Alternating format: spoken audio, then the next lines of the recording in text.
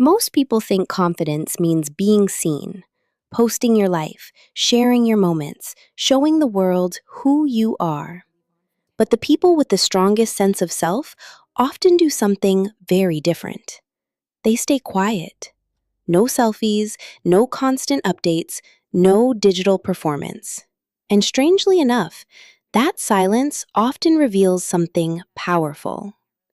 Because sometimes the people who don't post their lives online are the ones who understand life the most.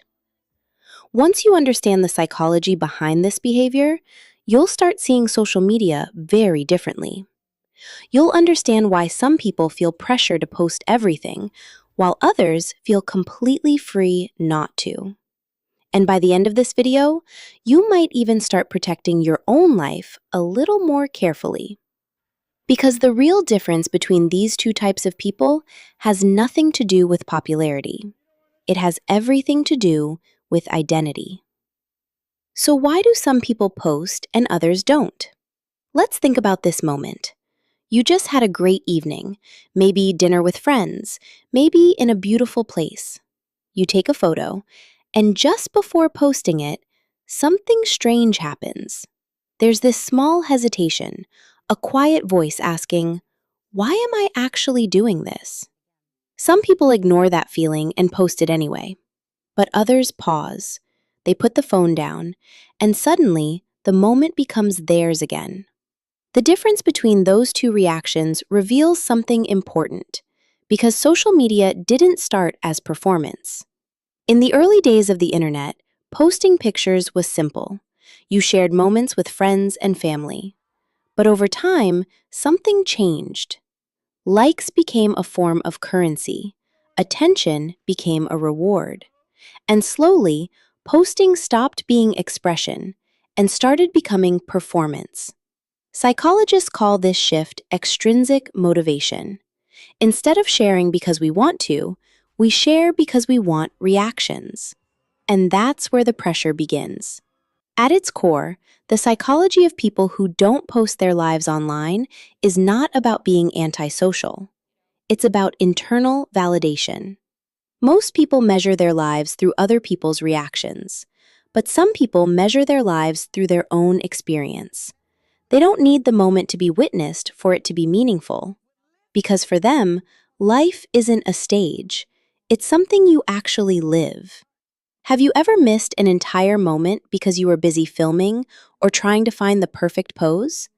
Have you ever spent precious vacation time feeling unhappy with the pictures you wanted to post? Think about two people at the same concert. The first person spends half the night recording videos. They want proof they were there, proof that the night was exciting.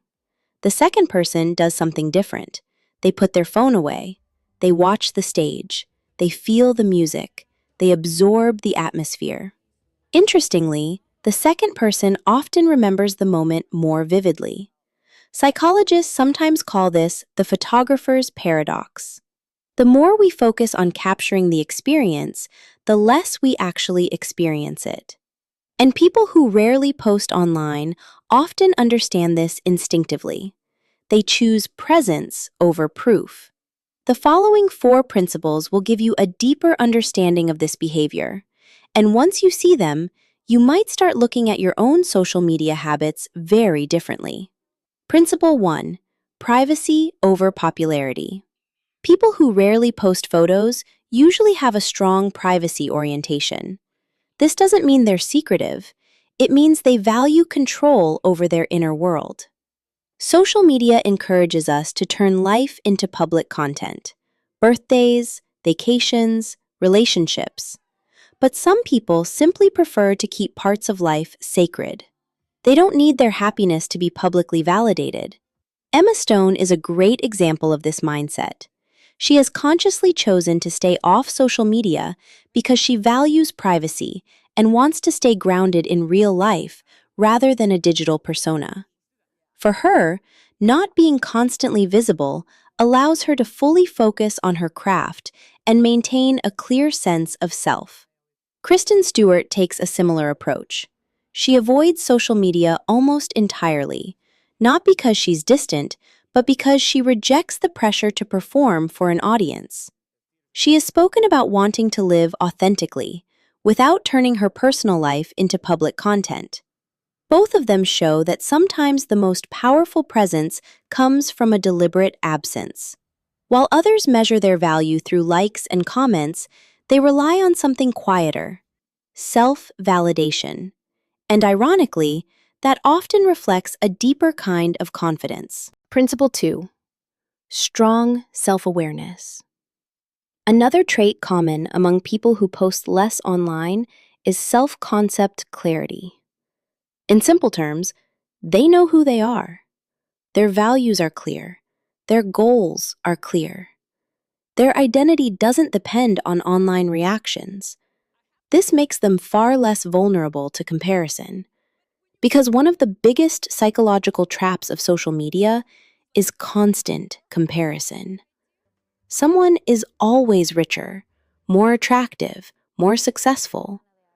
But when your sense of self is stable, that comparison loses its power. Your happiness no longer depends on how your life looks to strangers. It comes from within. Principle 3. Emotional security. Posting constantly can sometimes reflect a subtle psychological need: the need to be seen, the need to be reassured. There is nothing wrong with that. Humans are social creatures. But people with secure self-esteem usually feel less pressure to broadcast their lives. Their confidence doesn't depend on attention. They don't need a photo to prove they had a good time. They already know they did. And that emotional stability allows them to focus on real-life experiences instead of digital approval. Principle 4. Understanding the digital illusion. People who stay quiet online often understand something that many people forget. Social media is not reality. It's a highlight reel. Psychologists refer to this as social comparison theory. Our brains naturally compare our lives to what we see around us. But online, we're comparing our everyday reality to other people's carefully curated moments. That comparison creates anxiety. It creates insecurity. And it creates the illusion that everyone else is living a better life. People who step back from posting often do so because they recognize this illusion. They choose peace over performance. In a world built around visibility, choosing privacy is almost rebellious. Because today, we live in what economists call an attention economy. Every platform is designed to capture your time, your reactions, your identity. Your memories slowly become data. Algorithms learn who you are, what you like, what makes you insecure, and they feed it back to you. That's why the decision not to post every moment can be surprisingly powerful. It means not every part of your life is available for consumption. Not every memory becomes content. Some things remain yours. So the next time you notice someone who rarely posts their life online, don't assume they're shy, or antisocial, or boring. They might simply understand something most people forget. Life doesn't become meaningful because it is seen. It becomes meaningful because it is experienced. And sometimes, the most confident people in the room are the ones who don't feel the need to prove anything. They don't need the moment to be witnessed. They simply live it. And in a world obsessed with visibility, that quiet independence might be one of the most powerful forms of confidence left.